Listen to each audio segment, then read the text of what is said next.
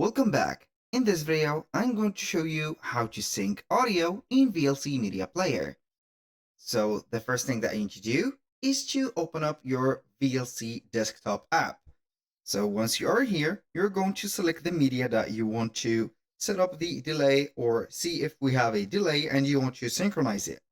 Select, for example, open media or open file, select the media and then go ahead and let it play.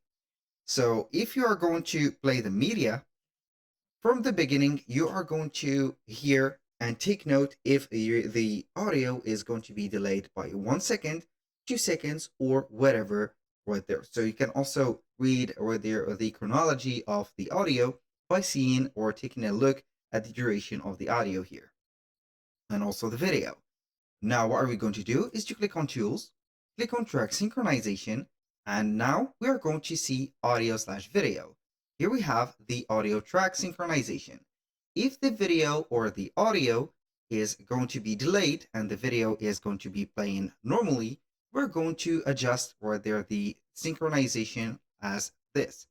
For example, if the video is going to be playing and you're going to hear the audio after the video has been played, for example, when about the video playing for 3 seconds and the audio is going to play, so we are going to set in here -3 seconds. So it is going to be hastened.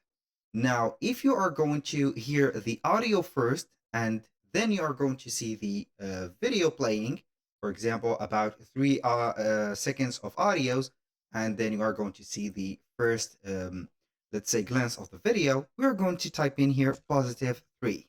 So it is going to be delaying the audio. Now, if you are going to make that a little bit precise, we are going to type in the G and K letters in our keyboards. For example, if you are going to type in or click on G, so you are going to see the audio delay by this. It is going only to decrease the audio delay by 50 milliseconds. And if you are going to click on the K key, you're going to see that it is going to be delayed or set up to 50 milliseconds. If this video was helpful, please hit the like button and don't forget to subscribe.